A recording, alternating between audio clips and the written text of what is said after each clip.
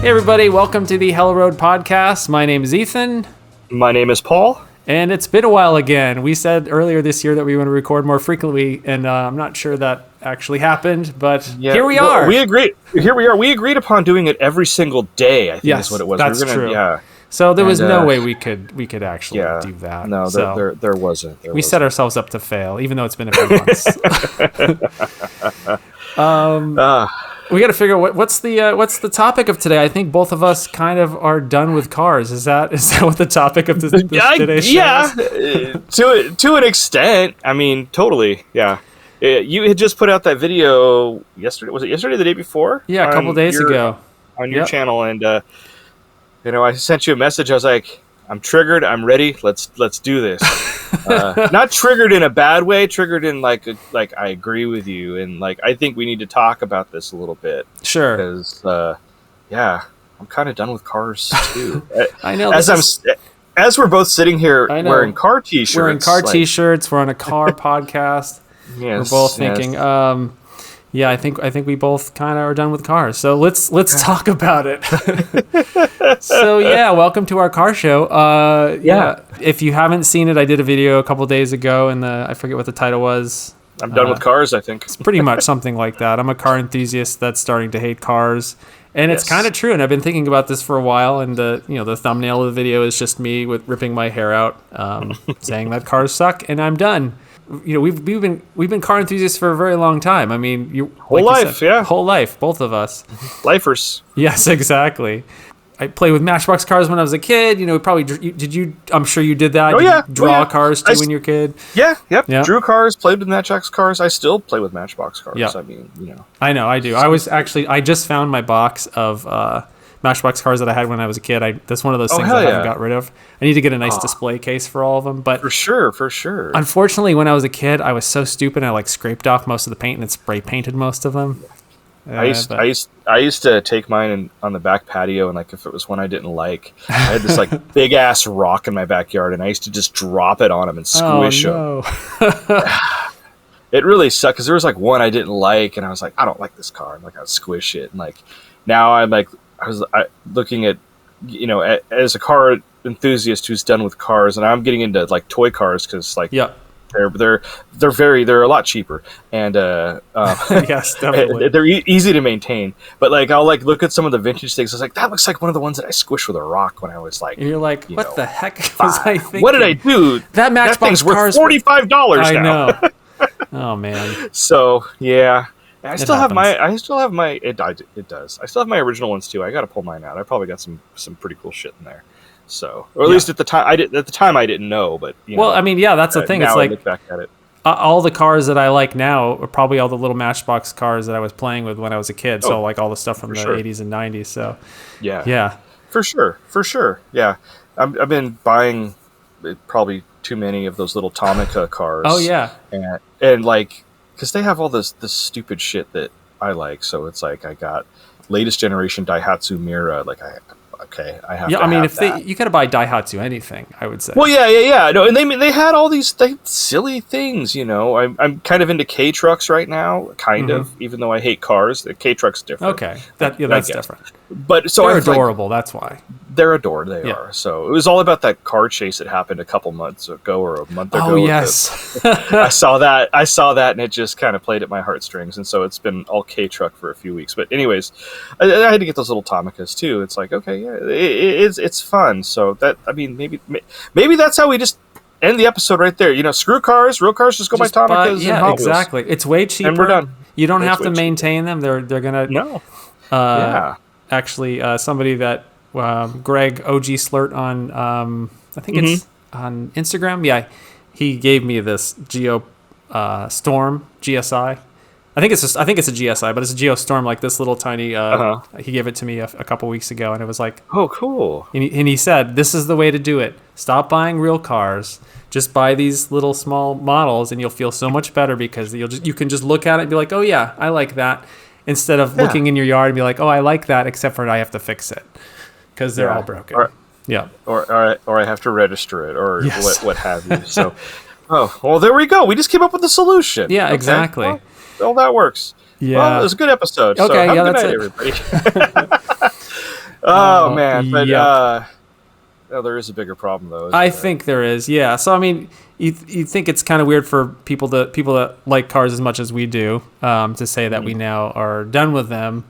You know, I've owned 50 cars. I have, how many do I have right now? I have like 13 right now. So you'd think that, okay, I'm kind of like, I'm really into this, but it's sort of been, there's been a few issues that have been popping up. And I think the first one, and we talked about this a little bit, is just how difficult it is to keep an old car running. Like how expensive it can be, especially when you like cars like we do. You know, they're often, well, you have a Daihatsu. You can't find parts for anything. So like that's a huge pain in the butt. Like even my Pontiac Grand Am, which they made a gazillion of, there's none left. They were all crushed.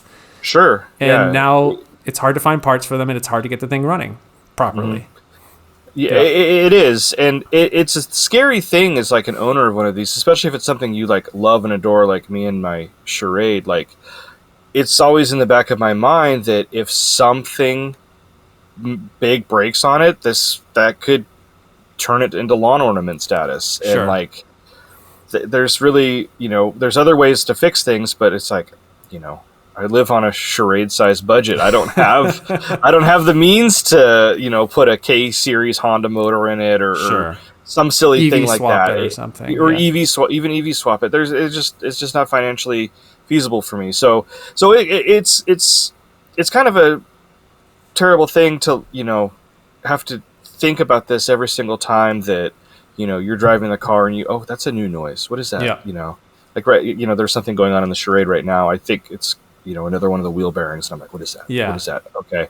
Then I'm on Rock Auto, the only place where you can find Daihatsu parts. And, and which is kind of, Rock Auto's they don't carry the best stuff all the time. So it's just like, it's going to come in maybe it'll come in a box, but usually an unmarked white box. But it's like super dusty because it's been sitting off the shelf for 30 years. Sure, yeah. Exactly. And it's those kind of things that do make it difficult for us that like these older cars, especially like more of these weird niche cars, But at the same time, I kind of wouldn't want to trade it for anything. Every time, and I've mentioned this multiple times here, every single time I drive my little Charade, and I think this would be you kind of feel the same way about like your Nova like twin Nova. cam. Yeah. It's like this car drives so much better, I think, than like my Fit, for example. It's like, I don't know why. This is a 2018 Honda that's a great car, does everything it's supposed to do, but the Charade just drives better, and it's just like, I don't know. It's a weird ass thing with that car. So I think there's just the one thing about older vehicles, there's a little bit more raw experience. There's less isolation. There's bigger windows. It's easier to see out of. It's probably a little bit louder. Like you get more of a sense that you're driving. You get more a sense that you're getting the experience of driving versus just being in this cocoon, this like dead sound, with dead steering, with like you can't see out of it. You're basically just staring at a giant screen. You can't do any of that. Like I have to look out the road because number one, I don't have anything else to look at. And number two, a giant Escalade's going to like kill me if I'm not paying attention. So you're driving. You're actually, I think that's the kind of nice thing about driving an older car is you're actually probably paying a lot more attention to what's around you than somebody in a newer car. But therein lies the thing. It's like, one of the things that, we're finished about with these cars is it's just like, the automakers keep making things, bigger and, yes, safer, like you said in your video, safer for the occupant of the car, but not necessarily for those that are around you driving on one side in a Daihatsu Charade and the other side in a Chevy Nova twin cam. You get hit and that Escalade's not going to feel it. It's just going to basically kind of like, like a little bump. Oh, did I hit something? No, it must have just been a bug. It must have been a bug. Yeah, literally. Think about, my Volkswagen. Like, geez, if you got in an accident in that thing, like, well, there ain't no coming back from that one. So. No, I know. And we could probably get into that in a little bit more detail as well. I was also thinking about like the idea, going back for a second to the idea of, having these cars from this era, from this older cars and like trying to keep them running. Not only are they not safe, so you don't really, feel like driving them all the time. Like I don't put my kid in my any of my old cars. I just don't feel comfortable doing it. Right. Yeah. But the other thing I was thinking about is like, I got into all these old cars, these forgotten cars and these unloved cars because I kind of just wanted to like save them or preserve them. I thought if I didn't do this, they're just going to go to the crusher. And then there's one less example of this kind of neat piece of history. And I actually just recently started thinking about that a little bit differently based on a tweet that our friend Bradley Brownell mentioned, is that he said if there's one example of that car in a museum, then it doesn't matter, because all you need is one. You just need one example somewhere that proves that this car existed.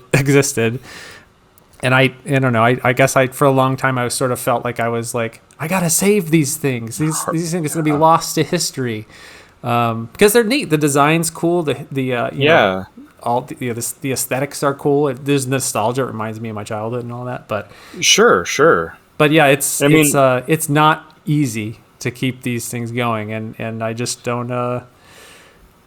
I like driving them because I like the sensation you get, and I like it bringing you back. But I also just know that I can't keep doing this forever. At some point I'm gonna come into that last part that I can't find, and then this car is just gonna be trash. Yeah. So and that's gonna be so sad, because it's like you tried everything you could to get it to keep it going, and then that's it, and then that's the end of the line for it. And it is what it is. At the end of the day, it's just a machine. Exactly. And it might be.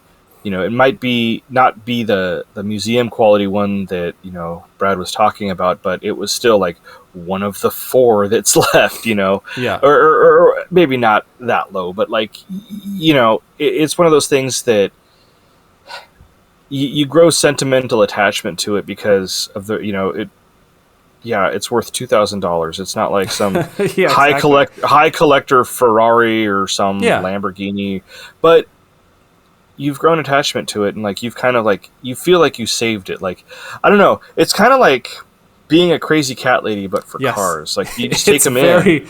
It's very much like that. Before you know it, you've got a problem, and like there's 36 cats here now. Well, and a lot that it's very similar. I mean, it's definitely kind of like borderline hoarder. I mean, not for me, it's not borderline. It's like actual hoarding.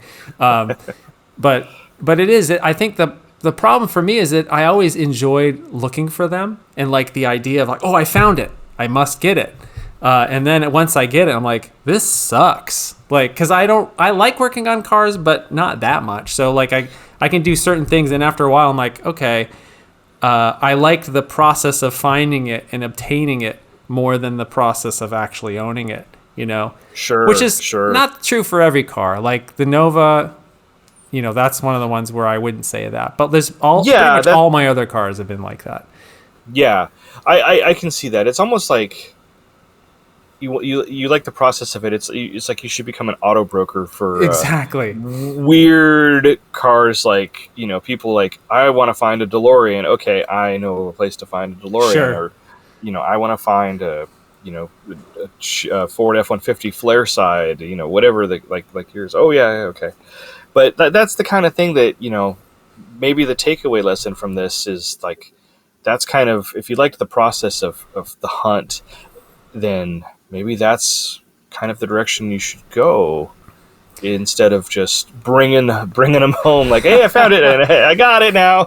Yeah. I don't know what we're going to do with it. I mean it's good. It's good for some things, like you said, like your Nova Twin Cam, like that was a mission to find it. I feel like the same way with the Charade is like, it was a mission to find it. I have it. I can't really see myself getting rid of it. Sure. So yeah, and that's the thing. It's like I had been looking for that car for 20 years before I found one. And I think it was like after that point, I'm like, well, I kind of just have to buy it. It was it was a 8-hour drive away. I went and got it. That's the day I found it. But I feel like the actual process of looking for cars, that is also kind of a unhealthy thing, because I used to, and I mentioned this, and I've even sort of I know that it's a problem. Like you stay up until like 3 a.m. just looking for like obscure cars, and it's just almost like it's like a game. It's like Where's Waldo of I found a 1980 Mercury LN7. And if I found one of those, even at the start of this episode, I'm saying like, I hate cars and I want to stop I'm kind of like sick of them, I would still consider like going to look at this thing, because I have to I still have a problem. Yeah, no, and it's not an overnight thing that's gonna just cure itself. It's gonna take a little bit of time to do, but I don't know. You have 13, 14 right now, and you do sell them. I mean, I know a lot of them have gone, and then they get replaced with another one, and that's okay. But I think that there's progress being made, and I think that this is kind of like a breakthrough. I look up to you like. You shouldn't. No, I do because nobody. No, but I do, because I'm like I really like. There's like certain weird, obscure things I want to get, but stop myself most of the time. Ethan will just buy it. Well, I mean, like you picked up the Previa, and I was just like, oh, that's like one of my dreams. I really want to have a Previa, and like, what would I do with it? Yeah. I mean, I know what I would do with it right now. I'm kind of going through a Previa thing, but again, but like, but there's other like weird, obscure cars that I would love to pick up, and I would fill my driveway up with, with Previa, first gen Prius, all these cars I've talked about on here before. It would be just like, why? But at the same time, it's like, I feel like with me, because I do like to work on the cars. Yeah. I think it's a lot of fun. I take great satisfaction in repairing something on a car and making it drive better. Not necessarily performance stuff. I mean, that's a whole other thing, but like, it's like, oh, my wife's car needs to have new shocks put on. Okay, cool. I'll put new shocks on it. And I love doing it. I love the process of dragging all the shit out and, lifting it up and doing the whole thing, cussing, throwing things, the whole fun part of working on cars. Yeah. And I love doing that though. And I think that it would be great. Like if I was in that situation that, had the opportunity in the space to like have a lot of the cars, I think I would have a little bit different of a view of it where I would be okay with fixing them. But at the same time, I would look out the bay window and be like, it's a problem. There's quite a few vehicles sitting here. Exactly. And I would think about, okay, well, I got to experience this car for a couple months. Let's let it go. I got to experience this. Let's let it go. And I would probably take a loss on everything after I put money into to fix it. But at the same time, hey, I got to fix it and move on to it and drive it for a few months and enjoy it. So I don't know. It's not a bad situation that you're in and anything like that. I think it's cool that you've gotten to do this for sure. Yeah. Oh, for sure. I mean, you talk about experiencing the vehicles. I mean, that's one of the reasons why I started this channel. Started the YouTube channel was I thought, okay, well, this will give me an opportunity to get to try out a lot of cars that I've always wanted to try out. And I've always sort of been like that. I used to buy a car and keep it for a year and then get something else and keep it for 6 months and get something else. I kind of did that anyway, but I just kind of took it to an extreme for YouTube, like, okay, well, I need a few cars to talk about on the channel. And, thinking, oh, this is just going to be like for TV. It's not going to be a big deal. But in reality, it's like awful. It's like very stressful. I look at my to-do list. It's just all car shit. And I'm like, I'm sick of just dealing with it. And I can't get through them fast enough. Like the idea is I'd buy a car and I work on it a little bit, fix it up, make a couple videos and then sell it, flip it or whatever, or donate it or crush it. I don't know. Depends on the car. If it was the Pro, it'd probably get crushed.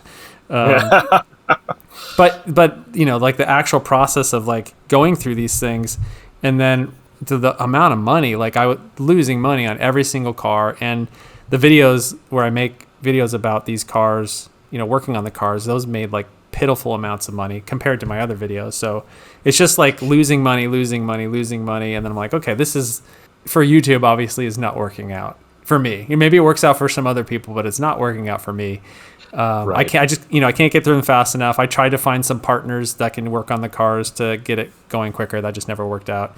And then I started realizing like, I never drive these things, I work from home, I'm basically, my job is YouTube. So unless I'm making a video with a car, I don't need to drive anywhere other than like going to the grocery store. So yeah, I'm like, I gotta end it. So I'm going to try to get rid of most of my cars that I have, like as soon as I can. I just need to fix a few of them. Like a few of them, like I took the front end off the Ford F-150 Flare side. Like 2 months ago, and it's just still sitting there with the front end kind of apart because I was replacing the headlights and the headlight bezels, and I wanted to look all pretty for Bring a Trailer, and instead it's been sitting baking in the sun for 2 months, covered in bird shit. Right, I just got the Jeep Wrangler back today. The Probe and the 944 are at another shop. I'm dealing with multiple shops and multiple projects at the same time. It's awful. I mean, you're handling it though. I mean, that's the thing. That's great, because I know the last time I was at your place, the majority of them were just kind of, all the cars were just kind of hanging out. And now that there's a lot of them at shops, that's good. That's progress. Well, and I can't sell a car that's a piece of crap. That's a problem. I literally spent $4,000 on the Jeep, the last few weeks, and I know that I'm going to make that back when I sell it. But I can't. I could have just sold the Jeep and say, hey, it's a piece of crap. I don't know. It's probably what I should have done, because I don't want to keep the car. But the whole point with this one, I was gonna donate the proceeds to charity. And I just felt like doing that whole process of trying to promote something and donating a car, not donating a car, but donating the money from the sale. I wouldn't want it to be a piece of garbage, that I'm getting rid of. Sure. Yeah. And I have to just let that go, because the Probe is at a shop right now, and I should have just gotten rid of the car.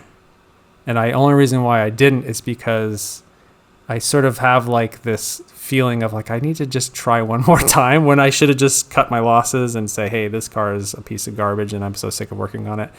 And the same thing with 944. The 944 I want to sell, but it just has too many things that I just feel like I wouldn't feel good about selling it in the condition that it's in, it's a really bad business model. Well, yeah, I mean, the 944 is kind of its own thing, though. I mean, the turbo models are so desirable, and that thing's got the story on that car kind of sells it. Yeah, and 400,000 miles. Yeah, you kind of know what you're getting into if you got a 400,000 mile 944 turbo. Yeah, and so, but the story is this 944 turbo has 400,000 miles on it, and it's whoa, I need that, So I hope somebody thinks that. And I think somebody will, for sure. I think that's going to be an appealing thing to somebody. The story's worth more than the car on it, Yeah. When have you ever seen it? First, there was not very many of those that they made, and then one that was 400,000 original miles on it. The story sells that car, Yeah. And the same goes with your Jeep. I don't know a lot about the Jeep community, but I know that the Jeep community is very passionate, and they love their Jeeps, and so if you're making it right for the next person, I think you'll definitely get your money back on it. The Probe's another story. Well, but it's funny. I found a guy that works on the 944. He just loves Probes. I'm like, this is the first person that I've ever met that actually, in person, that is oh, I love those cars, and he wants to work on them. I'm like, all right, let's just try this. I don't know. It's stupid. Does he want to buy it? Yeah, maybe. Yeah, he should just keep it. Yeah, I'm just, what I'm going to do? I'm going to say, I'm going to pick up the 944, and I'm never going to pick up the Probe. Do whatever you want with it. I don't care. But part of it is also I created this story on YouTube about the what happened with this car, where I got it. I got it for $300 from an auction, and I've done all this work, and it's still treated me poorly, and then it continues to treat me poorly, and it continues to treat me poorly, and I still need to do one more video with that car so I can wrap up the story, Sure. I would love for the car to run great again, but I don't know if that's possible. Yeah. Well, so yeah, I guess one part about not liking cars is the projects that, at least for me, knowing that you have to fix stuff, and that that it's constant, especially if it's a car you're not driving every day. You're not relying on your Daihatsu to get to work, so it's not getting driven that much, and cars that don't get driven tend to not be very happy after a while. So they develop their issues when they just kind of sit. So the Daihatsu's the Daihatsu, though. I can probably put eggs in the gas tank and it'll still run. It's true. So I say that now, and tomorrow I'm gonna probably take it to work. So knock on wood, it starts. I just pissed it off. So yeah. Well, besides the upkeep on the things, there's other stuff that's going on that's just kind of pissing us off as car enthusiasts. Well, I mean, you touched on the vehicle size, and that's actually kind of what started having me go down this path a little bit. I don't know if you remember the video I did where I compared my F92 Ford F-150 to the brand new F-150. And granted, mine's a two-wheel drive and the new one is a four-wheel drive, but the size difference was so astronomical. It's crazy. Insane. It's the hood height out of control. I today was driving home, we had spoken yesterday about recording this, and I was thinking about, what we're going to talk about. And I was driving home, and I had a Lincoln Navigator. It had to have been a new one. It had a 9 license plate on it here in California, so it's a new one, new Navigator. And I was in my Fit, and my Fit's lowered a little bit, but I mean it's not slammed to the ground. But I'm like, that thing is so freaking massive. And then the lane next to me pulls up Suburban, and I was just like.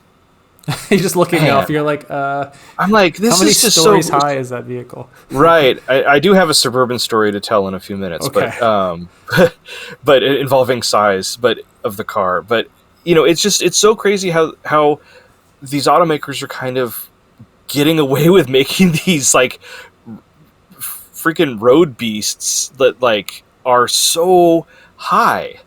It's just so big and wide, and it's just it's wild that this is or not regulated like the size. I think about again Japan and their size regulations for their K cars, and it's just that's perfect. In all honesty, I think all of us at one point in this show and through other shows that we've done and heard that there really only needs to be 3 cars. There needs to be a Honda Fit. I mean, of course. And a van, a Sienna or something to haul kids and people around, and a truck, and not the new Ford F-150 that's the size it is. A Ranger size is probably fine. You're going to be able to get done with what you need to get done with that. And that's it. Maybe a smart car. That's all we need. Honestly, it would look like a Dr. Seuss book, with just these 4 different silly kinds of cars running around everywhere, But honestly, the size of these things, it's why do you need this? Why do you need this gigantic machine? What are you doing? And and then you're the same one that's complaining that the gas prices are so high because your brand new Navigator that takes 91 octane here in California and has a 26-gallon tank. Well, the pump shut off again at $130. Oh no, you got how many times? It only got halfway. That's $260 to fill this up. But God, I felt so stupid when I owned my F-250. I just felt like an idiot because for a while diesel prices were crazy high. Right. Yeah.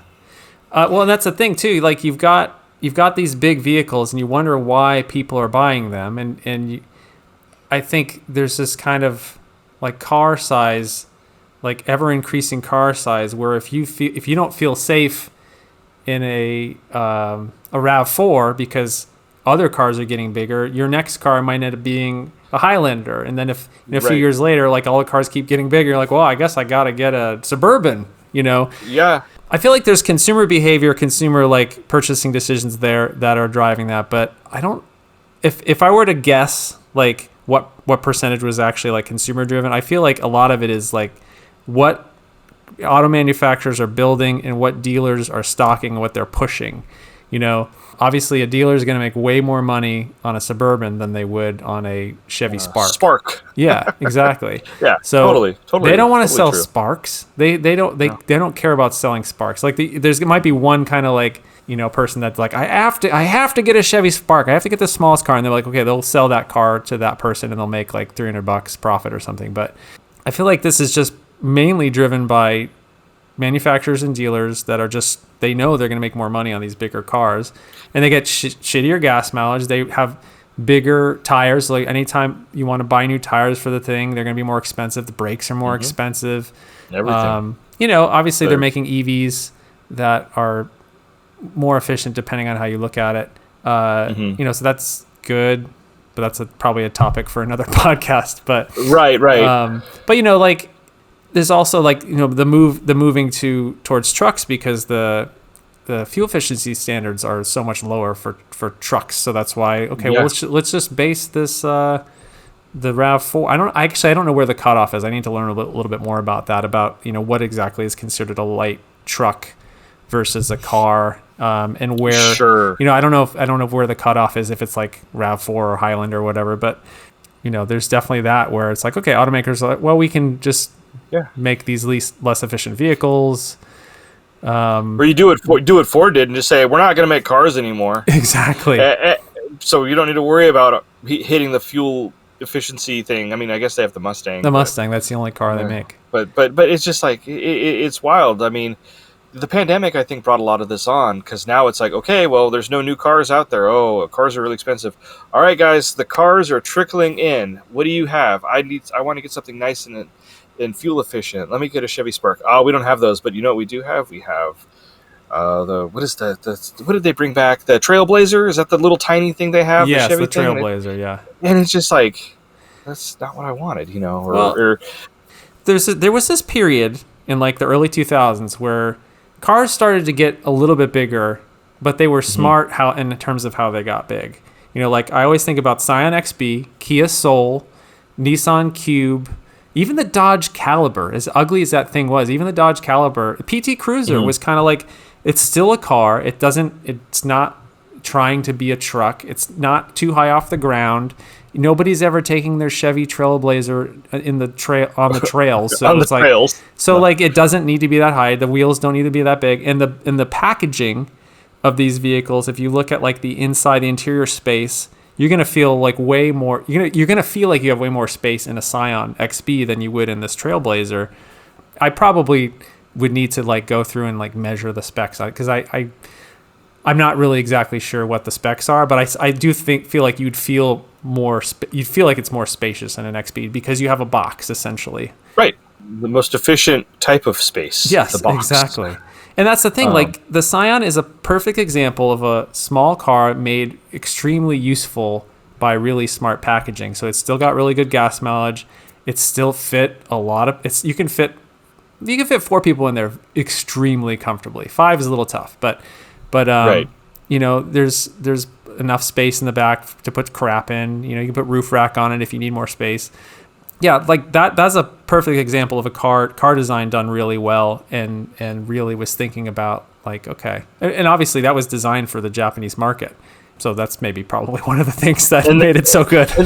and that was a larger car over there too. That was big. It's obviously bigger. It's obviously bigger than a K car. Sure. Or those dimensions. Twice the engine size as a K car. Yeah. Yeah, and it was a very popular car when they were new, when they were sold, because it was like, oh, it's like still small, but yet I can still do everything I need to do with this car. So yeah, it's just such a wild thing on how the sizes on these cars just have kept getting bigger and bigger and bigger. And like, there's infrastructures that can't support them. Like when I was behind that Navigator today, it was just like, it just felt like it took up the whole entire lane. Yeah. And, that kind of brings me back to my Suburban story. I'll touch on real quick, but it's an interesting thing. So it was fun. My family and I in early June went to Hawaii. Yay. Got to take a trip. Sweet. After the pandemic, not after the pandemic, but safely. But we got to go to Hawaii, and it was myself, my wife, my 2 children, and my sister-in-law, her boyfriend, and her two children. So 8 of us total. Mm-hmm. And so come rental car time, I wanted to get a minivan because I was like, this is going to make the most sense. Yeah, we're not going to drive a minivan. So I'm outvoted by the other adults. Okay, so what are we going to get? A Suburban. So we rented a Chevy Suburban. This is a 2021 Suburban. Can I just make a guess? Did you like drive this thing on the road to Hana? No. We didn't go to Maui. We were on Oahu. Okay. Yes, because I have a story about a much too large car on the road to Hana, so we can get to that in a second. But it was just what was interesting. The main thing with it is, so we were in this 2021 Suburban. Number one, 8 of us fit in there fine. Sure. All of our luggage barely fit in this thing. If it was a van, would have fit perfectly. Sure. Anyways, exactly. That's another story. I know. But the main point I wanted to make about this car was it, and I don't know if Hawaii has the same structure as like all the roads over there, but it just, everything's it feels like it's a lot smaller. Yeah. And I, coming from me driving, my Honda Fit or my Charade or even my wife's CRV, which is still kind of small-ish, still kind of medium size. Sure. It felt like the damn car didn't fit in the lane the whole time. And it had the stupid lane things. The whole time I drove the car, which wasn't that much, it just beeping at me. Cars continuously yelling at me like, you're not in your lane. And I'm like, I'm trying. I don't think it fits in the lane. It was just the stupidest car. And but it was funny because we were driving to our destination and I was looking around and it's the majority of the people that are driving there are in rental cars. And there's other Suburbans and I see because you can tell it's like a rental and it's like everybody's trying to stay in their lanes with these big stupid things. And then the hotel you stay at, you get there and then the bellhop or whatever the person is comes running out. Oh, no. You can't, you have to go in the RV lot with that thing. And I'm like, God. I can't fit this thing in the parking lot. Oh no, you have to go in the RV lot with it. And that's over around there. It's like, oh, okay. It's just the stupidest thing. I mean, Hawaii was great. It was tons of fun. I want to go back. I'm addicted to Portuguese sausage now. It's so good. Okay. Yeah. But not with a Suburban. You would have had a much better time if you were driving minivan. Yeah. Oh, totally. Yeah, because you're not as high off the ground. Everybody would have been more comfortable. Yeah, and all the shit would have fit in the back without a problem. But yep. Yeah, I got outvoted. So I told them, I said, next trip we're getting the van. Oh no, it's so dorky, and it's just again, we've talked about that numerous times. I'm like, they don't. The vans are where it's at. Exactly. Well, and that's the thing that I find so funny is that SUVs are the dorkiest car. Vans have become. It's the soccer mom car. Exactly. It's a CRV my wife has, and or the Pilot my sister-in-law has. That's a soccer mom car. It's a Cub Scout mom car. It's that's what it is. The vans though. Vans are cool. They are cool. So, I mean, that not only they have better packaging, they're easier to see out of, they're easier to drive, they're not as ridiculously large, and yeah, and I think that they don't have those. They're not trying to go for the size. I think what the newest van design, I guess, that's on the market, at least in the States, would probably be the Kia Carnival, right? And yeah, it doesn't have that gigantic bulbous nose the Escalade has. Yeah. It's you can still see out of it. You can see how many kids you're about to, mow down not in the Escalades. So that's a good segue. That's a great segue. That's a great segue. Yeah. Speaking of mowing down pedestrians. Yes. Yeah. Let's talk about mowing them down. Maybe we should not do that. But yeah, we should. It's interesting. That's. Talking about looking at these large vehicle sizes and how cars are getting bigger and bigger and how they're getting less safe. They're perfect, like you said, perfectly safe for people in the car, the occupants, but they're getting less safe for everybody else because hoods are way higher, blind spots are crazier, the sight lines are way smaller. If you compare a windshield on one of my little Econoboxes from the 80s, I bet it's bigger than a Suburban windshield, just what you can see out of it. Belt lines are higher, so looking out the side, sometimes it's hard to see out of. Even with small cars, the Mazda 3, the little tiny Mazda, that was super high belt lines. Right, which is uncomfortable. If you're claustrophobic, don't buy a Mazda 3. Right. But looking at that and then thinking about distracting technology, you've got cars that have more and more screens, like the Mercedes EQS, which is just one gigantic screen wrapping around the whole car on the inside. And then we talked about this before the show, the infotainment system in the Volkswagens, the ID4 and the GTI that I tested, just garbage. So the time with your eyes off the road to do the simplest things is so stupid. I mean, there's something. It's unacceptable, is what it comes down to. Exactly, and it's when you see it done right, you don't have to take your eyes off the road. It's all by feel. That's what I love about the Scion. Yeah, I know that if I just turn my hand this way, I can turn up the fan and I can make it hot or I can make it cold. And instead of okay, I have to turn it on first and then I gotta okay, where's the okay, I got to press the button up like 17 times to get it to go to my temperature. And then, oh, it's not on the right thing. I go to a different menu and then press this thing. Yeah, like something that I can do in like less than a second in my Scion will take like 5 seconds or more on a GTI. And how many pedestrians did you hit in the whole time you were sitting there trying to turn off the steering wheel heater? And it's just like it's absolutely unacceptable that this kind of stuff's happening. Yeah, it's all flashy and good, especially like it's like those big super wacky inflatable guys. Like that's what it's wacky, like. Wavy flailing inflatable arm tube. Yes, but inside your car, like, oh my gosh, look at that, look at it go, look at it do its thing. You know, the Teslas with the 45-inch tablet that controls everything. It's just like enough is enough with this stuff. The Rivian, which is I believe it's the Rivian. I could be wrong. I think it's the Rivian. You have to go in the menu to change which direction your vents are pointing. Like you can't even like move the vent by your hand. It's like fancy new technology, crazy. But literally you just need a little gear or a piece of plastic in there to like allow you to do it. Oh my goodness. It's nuts. And like all that stuff is in cars because car companies just don't know what to do, because they keep like trying to come up with things to make cars flashier when by and large it's still the same boring concept of okay, you gotta get from A to B, point A to point B. You know, that's why I talked about this in my video. That's why self-driving technology is like such a big thing now. They want autonomous vehicles. We got to get autonomous vehicles.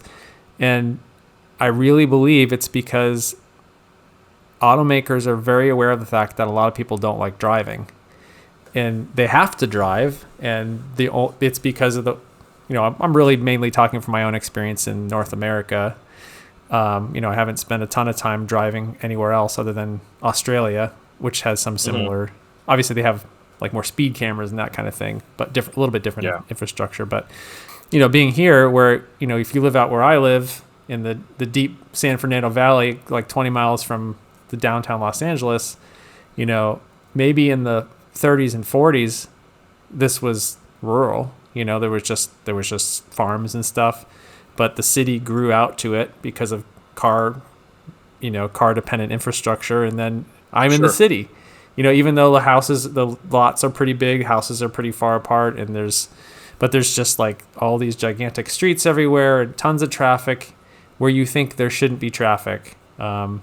And it takes forever to get places. And I mean, Los Angeles, you've lived around here, so you know how bad it can be. Totally.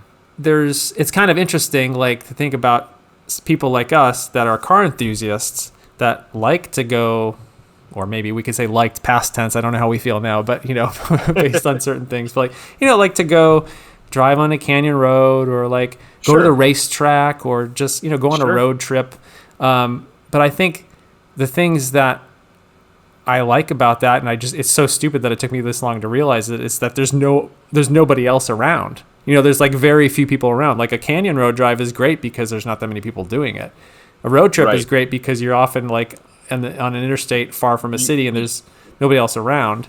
Racetrack, there's like, at most, I don't know, like 30, 40 cars on the track at once, and everybody's got their own space and it's in a safe environment. But like all other driving, especially if you're it's everything else sucks. Like it sucks.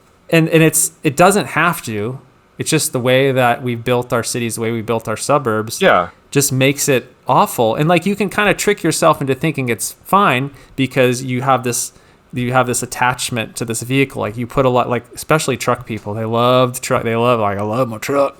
Like they put all this, my truck. They name their trucks, like literally name their trucks. Like I know a lot of people name their cars. I'm not that kind of person, but they give it a identity, a persona, and they modify. People modify their vehicles, and like they put a lot into it. There's a lot of stuff that people like to do like that because, they have to find a way to have fun with their vehicles that's not in traffic. Like, most of the time you're like just trying to get someplace, and you're stuck at a red light, and there's like 1,000 other cars trying to get through there, and you got to find some ways to like trick yourself into thinking that this is all okay, like this is normal, right? And like I think that's where a lot of car enthusiasm comes from. It's like I gotta find a way to make this fun because a lot of places where people have to drive, it sucks. And I'm not saying everybody hates driving, but there's a lot of people that don't mind being stuck in traffic. But there's a lot that we do to try to like to make us think that this is okay. Like all these infotainment screens, like all this stuff that's happening in cars to try to distract people from the idea that like, yeah, you don't need to be spending an hour commuting to work. Like that's asinine. Like you don't, the fact that like it just to get, for some people, just to get, to make money for their family, they absolutely need to own a car. They have to have a car payment. They have to have insurance. They have to pay for maintenance, all that stuff, where other cities, built more densely, where you actually, the zoning makes it so you don't have to, be as far from your job. Like you literally could just buy a pair of shoes and get to work. You don't have to spend thousands and thousands and thousands and thousands of dollars every year just to make a living for your family. You think about it like with LA, like a lot of this infrastructure with the streets and stuff was built in, the 1940s, the 1950s, into the 60s and stuff. And then you get out towards like my area, it was like more like a little more 70s. Yeah. So at the time, they didn't necessarily think that come 2022, it was going to be, as many people running around as there were, or there is. Sure. And you're driving these beasts of burden around that are just so massive. At the end, it feels like the infrastructure is gonna pop in LA at times. Like you're talking about like sitting in traffic and stuff like that. Thankfully, I don't have too terrible of a commute, but I think about one of the last times that I went up to Good Vibes Breakfast Club to meet you guys up there. Like it took me an hour to get from my house to the meetup point for that, which is like, I think 14 miles away, and it was ridiculous. And like, of course there was an accident because somebody probably was too busy trying to turn a heated steering wheel off their ID4 and crashed into somebody. They were fine, of course, but sure. The other car was totaled. But just to like bring it all back around. But yeah, I think about it like New York City. I've been to New York City. I've only been there once, but it was a really cool, eye-opening experience because it's like I look there and even as a car enthusiast, I'm like, I would not want to drive in this shit. But it's so easy to get around anywhere you want in that city as long as you know how to read the subway maps, and sure, you just hop on and just whoop whoop whoop, you get zipped around wherever you need to go. It's so easy, and LA tries. They have their underground thing that works. They're expanding this other line out here, the Gold Line, which is going to come out by me. It's taking forever to make this, but they can, the same people can throw up a Wendy's in 24 hours if they need to. I just don't get. But it's like they're trying to put one of those little kid band. You have a kid, so those little tiny little kid band-aids that like have Disney princesses on them and stuff. One of those little band-aids over like this gaping wound that's been caused by like a bear attack or something. They're trying to we're gonna put this little thing over it. That's what mass transit feels like in Los Angeles, because it's like it's gonna this Gold Line, for example, and I'm sure this is not the case everywhere in the country or even everywhere in the world, but at least here in LA, it's like, okay, that's cute. Nobody's going to ride it because, going into something completely different, but that's the line that takes like the homeless people that are living over here right now to over here to Skid Row to get their drugs and come back. And, it just turns into into a big old thing. Exactly. I mean, that's one of the reasons why. So there was supposed to be they were trying to put a dedicated bus lane through the valley, like that would go right down one of the streets by me. And I was super like in favor of that. But, obviously it was going to take away two car lanes, one on each side. But it goes right by Seaside Northridge. So the school of 45,000 people was going to serve that. It was going to serve a whole bunch of other communities along there. And I'm like, yes, this is awesome. But the problem is like, out by where I am, you've got all these old people that have lived there for a long time. Well, there's probably a fair amount of conservative people that, they don't want a bus line because they think in their head it's going to bring crime. But it's like, then they oppose it. And the city council member in my neighborhood was opposed to this thing. He's like, so, all this stuff that could have really helped, allow people to get around without a vehicle was opposed by people that just say, oh, we can't bear to lose those extra lanes. That's pretty much it. And that's what they were saying. But they're driving like once a week to the grocery store, at like 2:30 on a Wednesday afternoon. It's like they don't even use the road. That's and that's the thing. Like this particular road, is never full. There's never like, it's one of those roads that like they picked the right road. It's 6 lanes, 3 lanes either way, with one gigantic center turn lane, which is kind of unnecessary. Okay. Itty bitty sidewalks, no bike lanes. So like there was a lot of space to do that, and they just voted it down. So that's one of those things where I think it's counterintuitive for a lot of people to think that, like maybe if this is done right and it actually connects communities together, connects people where they actually need to go, those people won't be in their cars. So there's this idea that like, the bus is going to take away space from cars, but if it's done right, which in LA oftentimes it's not, right. It's like there's lots of bike lanes in LA, but they never connect to each other. It's that kind of problem, But if it's done right, you could actually get a lot of those people out of cars, and then it wouldn't be a big deal to have those lanes taken away. Yeah, it's kind of weird how they don't connect. Like you see it on a lot of the things here, at least here in Los Angeles. If you watch like the local news, it's like, they opened up this section of the road that's a dedicated bike lane and everything. It's like cool, and then it ends like 3 blocks down, and then you're back to being buried in the hood of a Escalade. This is literally what they did with the new 6th Street bridge. Is like this fancy bridge that just yes, they just opened this bridge over I think it's over the LA River. It's beautiful, like made out of concrete. It's like as beautiful as they can make this kind of like kind of. I mean, it's cool. It's cool looking. Yeah, it's pretty cool looking. And they put this kind of like afterthought of a bike lane on the thing. Like they literally put a car. Did you see the pictures? I don't even know if it was I don't know if it was even an afterthought. It was kind of more of a, oh shit, we forgot to put this in. What do we exactly. I mean, it looks like that. You look at the pictures, you see this gigantic like car crash barrier that's like 2 feet thick, protecting the pedestrians. It's like, okay, that's good. At least they did that. But then they like put like these little rubber curbs and these like everywhere they do in Los Angeles, these little like flexible posts that are supposed to be the quote protected bike lane. Yeah. And like, okay, you put the crash barrier on the wrong side of the bike lane. And then not only that, as soon as you get off the bridge, the bike lane just ends. So like they built this bike lane. Hey, check out this bike lane, but then it doesn't go anywhere.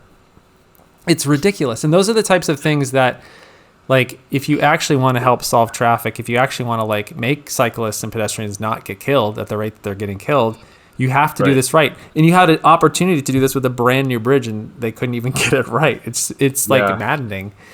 And I think that's like what I can't understand. Like if you look at like how many pedestrians have gotten killed this last year, it was like the most in 40 years in the United States. I had one get killed right in front of the main intersection, right getting into my street. Like maybe a year ago, bicyclist, and just somebody not paying attention just slammed into him, and it was just like, damn, that's tragic. And the thing is, it's like, yes, a lot of times it's, there's a lot of blame to go around. Obviously, the driver is at fault, but a lot of times the driver doesn't ever get arrested, they never get charged with anything. It's just like, it was an accident. There's never anything that comes of it. So there's that problem, but there's also the problem of, it's just the way the infrastructure like basically shits on anybody that's not in a car, at least in LA, in a lot of places in the United States, in North America. So you have these like by my house, for example, like my street doesn't have any sidewalks, like you said. I have no sidewalks. It sucks. And then it's terrible. There's this like main road, 2 lanes each way, center turn lane in the middle. These itty tiny sidewalks, which half the time have light posts sticking out of them. So if you wanted to like get a wheelchair or push a stroller, like you couldn't. You'd actually have to go into the street. Yeah, it's safe. In a lot of places, there's not like ramps for. I mean, it's not ADA compliant. Let me just say that. Right. So it's there's that, and there's also just the fact that like you've got cities that are supposed to like Los Angeles, for example, is doing this thing Vision Zero. The whole idea is like, okay, by 2035 they want to have zero pedestrian fatality or zero traffic fatalities in Los Angeles. So they started this thing in 2015, and like from then, fatalities have gone up. So they're already failing. And the other thing they're supposed to do is anytime they repave a road, anytime they fix a road or something like that, they're supposed to follow this plan to like actually add bike lanes and actually correct sidewalks, and they're not doing that. So there's a bunch of problems, and this is probably happening. So not only do the streets are not designed for anybody but cars, even when they're trying to improve, even when they're like improving the streets, they're not fixing them for other people, for anybody that's not in a car. So, and it's like it's maddening. And one of the reasons why I started to like think about this more is, well, I've lived in Los Angeles for 25 years. I basically just been in a car the whole time because most of the time the public transit's stuck in the same traffic that cars create.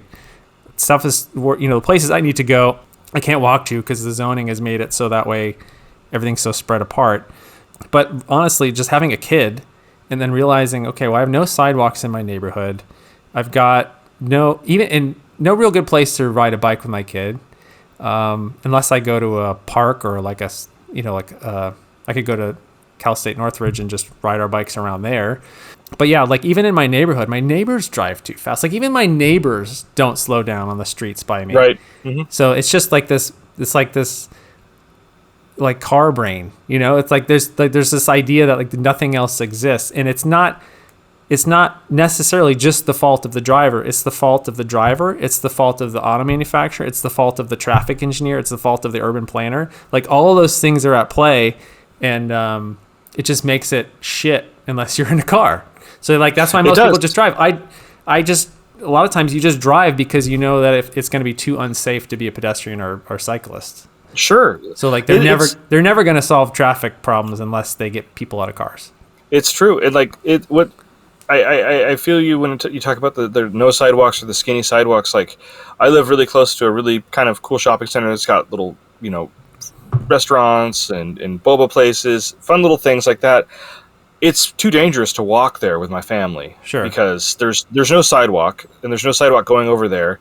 It's a 4-lane road that's right there, the main road, and it's a 45 speed limit, but everybody's doing 50, 55 on it. And sure enough, that's the same road that the cyclist was killed on, just right there, kind of at the mouth to my street last year. And it's just like, I can't walk over there with my family. If I want to go there, it's like, less than a quarter of a mile from my house to go and like walk over there and get ice cream or frozen yogurt.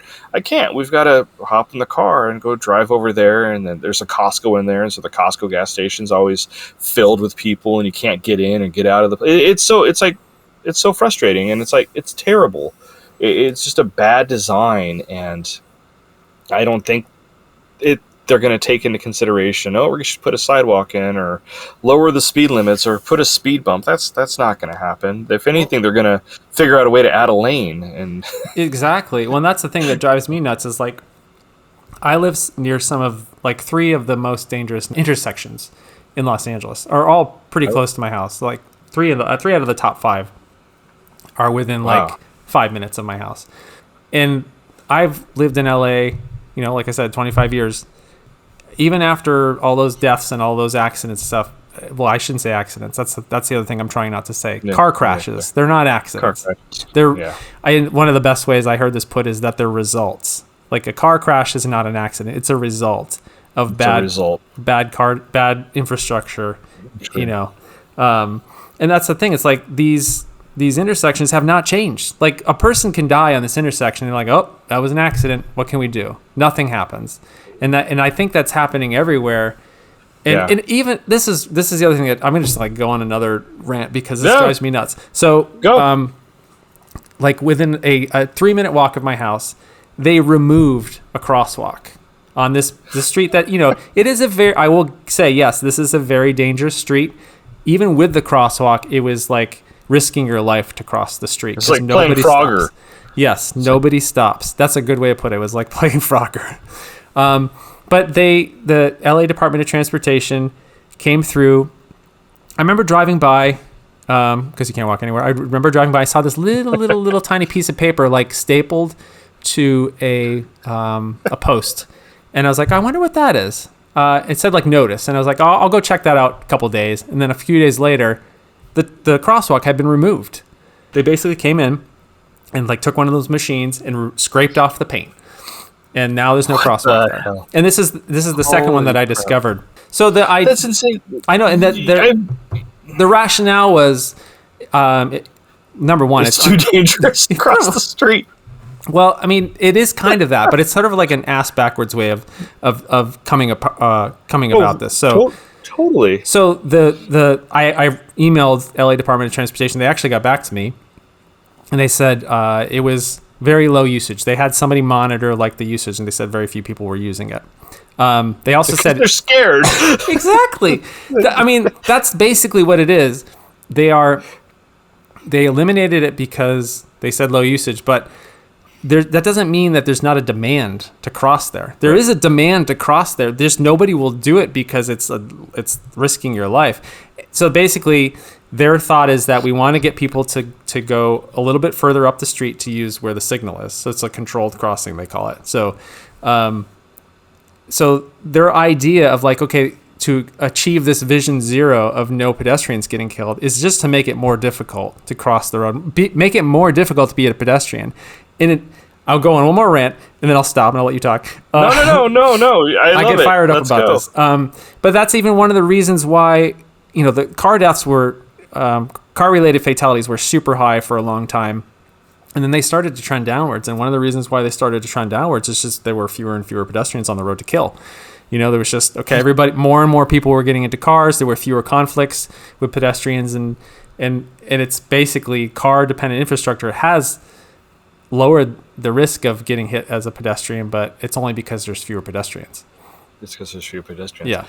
Oh man, it's just so wild that like through all of the human innovation, like putting a $10 billion space telescope up in the million miles away from us, we can figure shit like that out, but we can't figure out how to. I mean, well, it's not hard, just to like figure out. Like you said, it's not really an accident, because it's more of a result. Like, well, how do we fix this so we don't have this happen again? It just boggles my mind why like these great minds can't be used to fix these plagues of humanity called like the obviously a car versus a person's not going to end in the person's favor, but like there needs to be steps taken to fix this. And and the same can be said just here in this hugely densely populated area that you and I live in. There's other parts of the country that are not that way at all. Like it's very small town and stuff like that, but the same thing can still happen. And it's almost like there's like just this one or two missing pieces of a puzzle that needs to be found, and that could help solve a lot of the problems. But it's like, let's go in the car, it's fine, but it's not. We talked about this before the show too. The U.S. is an outlier when it comes to car fatalities. There are other countries that have figured it out. Like for a while, France had very similar level of fatalities. Like it was people thought of France as being a very dangerous place to drive, and they just decided, okay, we're gonna change this. We're gonna actually try to find a way to make this better. They made some changes in places that it was maybe it made a lot of sense. Like Paris, there's a lot of streets that are no longer open to cars, but it's still it wasn't like people were like, yes, we want to do this. I think a lot of times what happens is if you make a change like that, everybody's going to fight it. And then once they realize how great it is, like, oh, wow, we can actually go downtown to this one place and we don't have to worry about getting hit. This one street is just closed to car traffic. Why did we not do this sooner? But there's just like this fear of losing the ability to get around. And I think the problem with cars is that like, when you're in a car and you're like, I'm stuck in this traffic, it's like, no, you are the traffic. You just happen to be. You are the traffic. You're the reason. Yes. You're in that Escalade that's 25 feet long by yourself. Cars would be great if there were no other cars on the road, and that's why all car commercials show one car in downtown LA and there's nobody else around. When did they film that? I know. Well, they must have shut down the streets to film that and bugger up the traffic even worse because they were shooting the commercial for the Kia Stinger sliding under whatever the hell it was, or whatever the case may be. You look at countries like the Netherlands. Yeah. Oh, man. I mean, if you're a car enthusiast, yeah, you can, I guess, look at them in the in the magazines and online and stuff. But for getting around, it's like, take your bike. You're fine. You're safe. No, there's like probably like, I don't know the statistics. I didn't look it up. I don't know if these even exist. Probably very few car-related deaths there because the majority of people are on their bikes and, or walking. And it's they're trying to go for that, like, the zero emissions type of thing over there, which is great. I think that that's a good, like, the rest of the world needs to look at this and be like, sure, how can we get to that level? I don't think that will ever happen in the United States, but there are certain cities or certain towns that I think could like move in that direction. But so much of it has to do with zoning. Like, you have to change the zoning to make it so that way you can build housing more densely together. A lot of places it's illegal to build an apartment, and then you're just automatically going to get sprawl because you have to build single family homes with at least 2 parking spaces that are a certain size lot. And now you basically are forcing everybody into a car because of the zoning. One thing I like about the Netherlands, obviously I've never been there, but actually I want to make a video because the title of the video I already have is like, I went to the Netherlands for 2 weeks so I didn't have to drive. I didn't have to sit in traffic. I basically just want to go there so I don't have to drive for 2 weeks. There you go. But like the kind of cool thing, that I've learned from watching some videos about the infrastructure there is that like it prioritizes people. It prioritizes walking and cyclists over cars. So like if you're walking, you come to an intersection, it's going to make the car wait. Like, it's immediately going to turn the signal so you can walk or so the bikes can go. In a lot of places, not everywhere, and because it is easier to get around there via bike or via walking or transit even, that it actually can make driving pleasant because there's just not as many people, there's not as much stress. And the other thing I like about how they design their roads there and how they've changed, because it wasn't always like this in the Netherlands, they made a conscious decision to do this, is that the streets are designed so that you don't have to really think about how fast you're going, because the way they design the streets, you just kind of naturally drive a certain speed because of the way, like the width of the speed, or like, what things they might put on the side, or like little humps in the road. Like, like if you're going over a pedestrian crossing, it favors the pedestrian. So it's that like sidewalk height in a lot of places. So the car actually kind of has to go over this little speed bump where the pedestrians would be walking. So it just naturally slows people down. So there's a lot of things like that you can do in road design to naturally slow people down. But obviously it's at the expense of traffic flow. And that's like everywhere in the United States, every single road is designed to maximize traffic flow and maximize traffic speeds. So you're gonna obviously get more deaths that way. Like, and that's the other thing. Like speed limits, like the street near me that I was talking about that has the really crappy sidewalks and all that. It's a 45 mile an hour. Yeah, the removed crosswalk. Exactly. Yeah. It's a 45 mile an hour speed limit in a residential area, which is ridiculous. And people normally go like 60, 65 on that road. Yeah. And that is, the thing is, you could change the speed limit to 35, but because of the way that the road's designed with really wide lanes and, it's just perfect straight street, no curve, nothing. People are still going to go 60. Even if you make it 35, they're still going to go 60 because it feels like you should be able to go 60.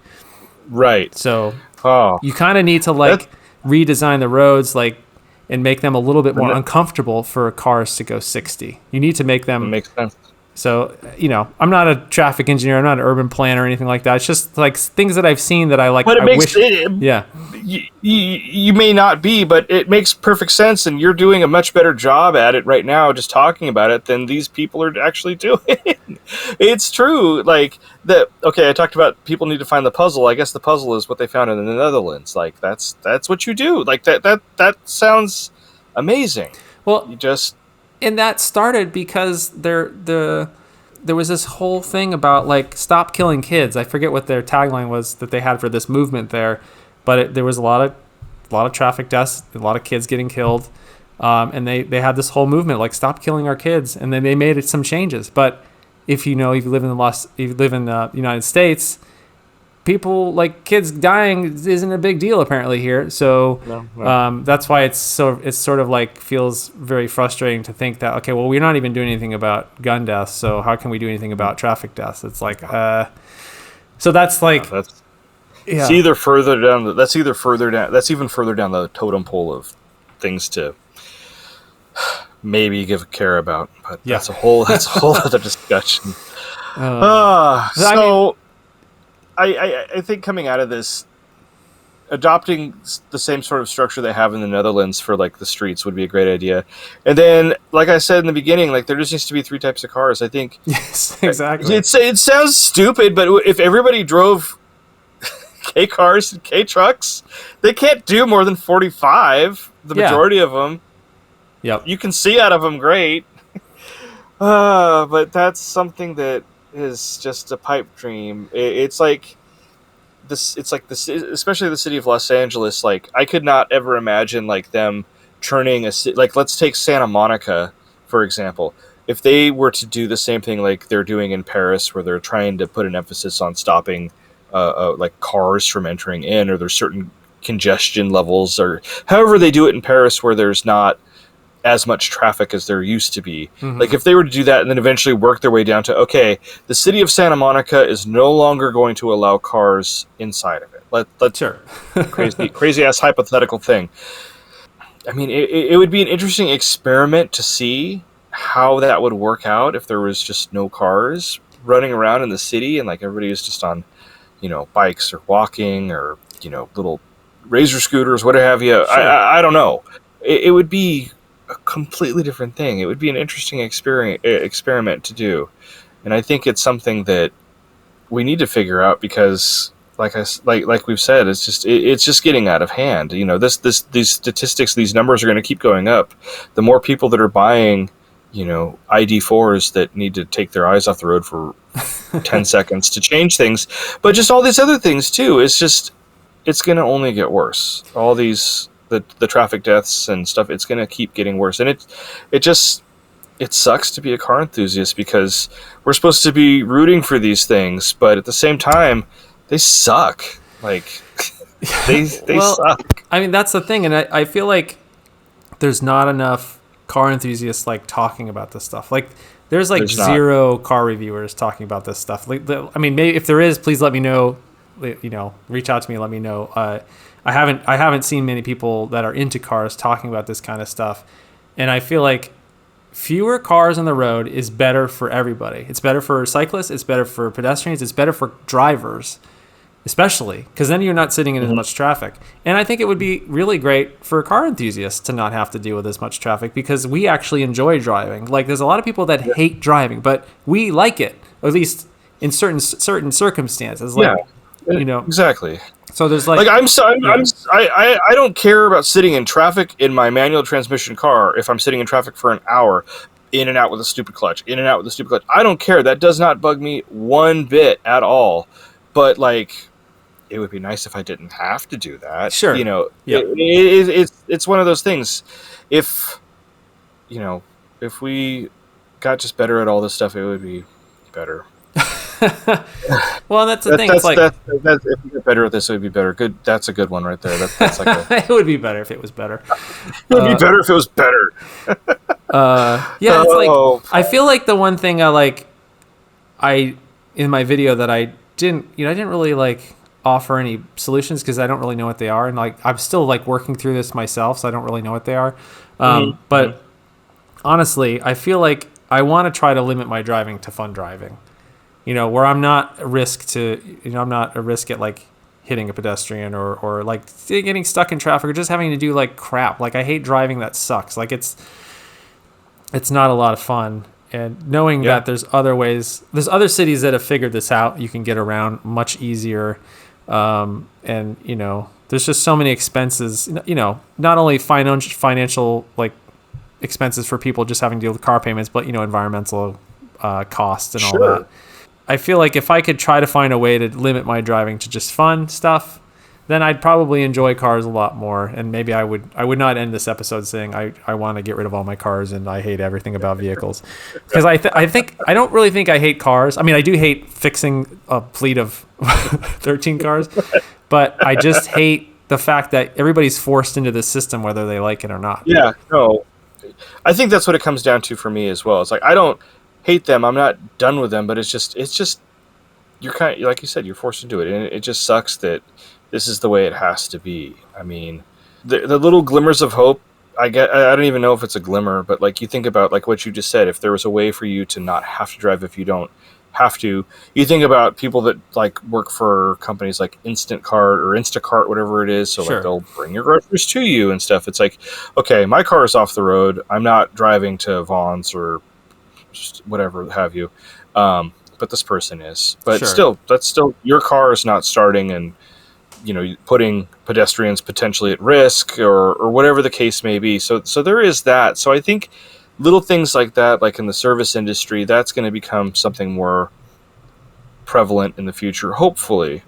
And that could help. But even then, statistically speaking, it'll be a tiny little, barely a blip on the radar, I guess. A blimp on the radar would be pretty interesting too, but a blimp. We need to go back to air travel. We can go into that. I can go on for like 2 hours about blimps. How I love blimps.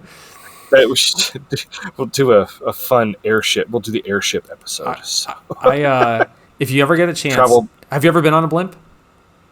No, it's one of my dreams. You should. Okay, I don't know how I managed. Actually, it was through my brother-in-law. He was working for a local radio station, and he got an invite to go on the Goodyear blimp. So I was able to go on the Goodyear blimp. It's pretty awesome.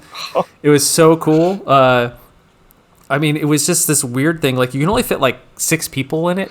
So I just went, my wife and my brother-in-law and a couple other people we didn't know, and just the pilot. It's interesting how they have all these people like holding it down with these ropes, when you're getting on it, and you have to have one person on, and then another person gets off, and then one person gets on, and the other person's like, because of the balance of the whole thing, it's like very precarious. Like the whole time the thing's moving while you're trying to like get in the car, get in the blimp. Oh my god! Once you're up in the air, it's amazing because you only go about 35 miles an hour. It's very slow, and it's just like you're just hovering around. Look out! It was awesome. If you ever get a chance to do that, I don't know if they even do that anymore, but it was probably awesome. Probably not.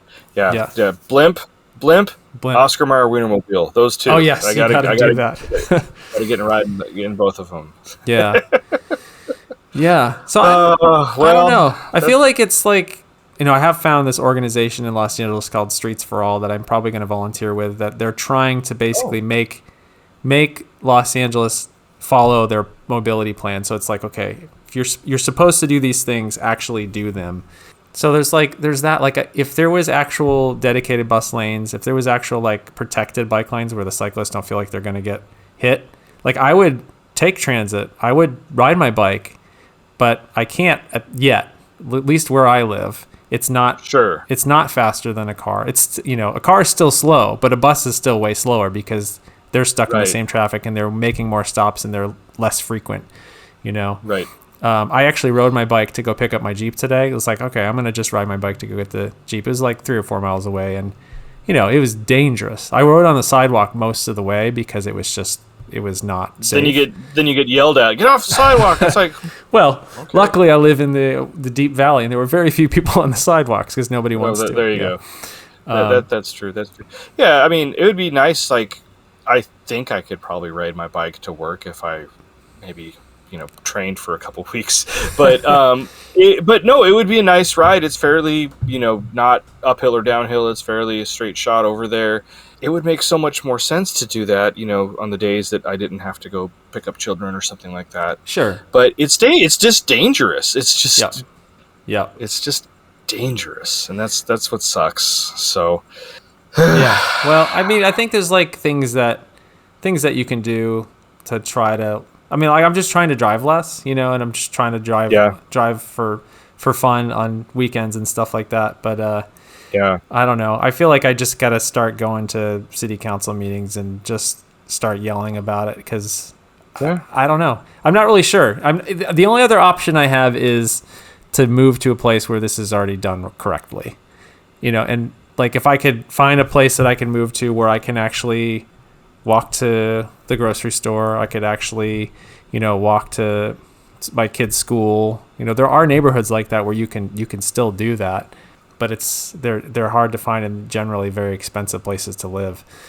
Sure. Because people like it. Well, also because that's the thing. Oh, it's nice. I can. Yes, and obviously they're not building enough housing, but places like that are really good places to live generally because you don't need a car, or you don't need a car all the time, or you could just use a car for a weekend, or you could just use a car when you're going to Home Depot or something. Sure. But like I think about my neighborhood, and it sounds like the neighborhood you're looking for. It just you have to cross that damn street that's got a 45-mile-an-hour speed limit to get to the elementary school that's like less than a quarter of a mile from my house, or to get to the Home Depot that's a quarter mile that way, or in the Costco or the Walmart. It's all within walking distance, but you have to brave the mean streets to get to these places. It needs to be better. It definitely needs to be better. It would be better if it was better. Yep. I'm gonna try to do. It would be better if it's better. That's the name of this episode. I am gonna try to do that challenge and try to just drive less, because I have the stuff that's around me that I could try to, and I mean, hell, I'll risk it and try to see. Okay, how hard is it going to be to walk over to the frozen yogurt shop? Try it. We've never walked over there before. I'll try it and see just how dangerous it really is, because there's a part that you have to walk on the street because you're walking on somebody's lawn. Yeah. Because there's no sidewalk. And it's like, I guess that person can't get too mad if I'm walking on their grass, because it's like, well, do you want me to go in the street? Especially if I'm eventually with my kids. But I'm going to try to do that, because saving the fun drives for when it's really going to be something fun, that's the way it should be.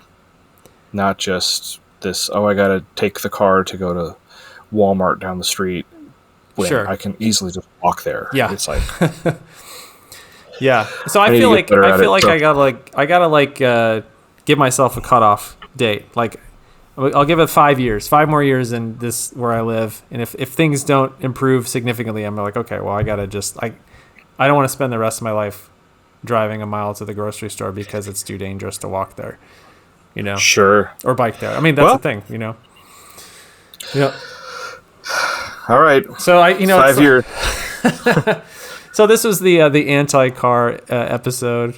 I don't know. Yeah. I'm not sure where it goes from here, but I'm not even sure for people that watch the YouTube channels too. I don't really know where that's going either, but we'll see. We'll see how it progresses. We can't leave this on a Debbie Downer now. We did talk about a blimp. That was pretty good. We did talk about the blimp. We did talk about the blimp. All right. Yeah. That was pretty good. Maybe we'll just change the whole thing to be about airships. Sure. I like that. Hello, air. Airship. Hello, air. Oh. Yeah, it works. I like it. Right. Paul got to ride in a blimp today. Yes. So, all right. Sweet. Well, all right. Well, it was a fun episode about blimps. Yes, exactly. We should have just talked about blimps. It would have been way less depressing. All right. Yeah. Thanks for sticking with us through that one, everyone. That was a fun talk. So. Yep. All right. And maybe next episode I'll have sold a few of these vehicles, and I don't know.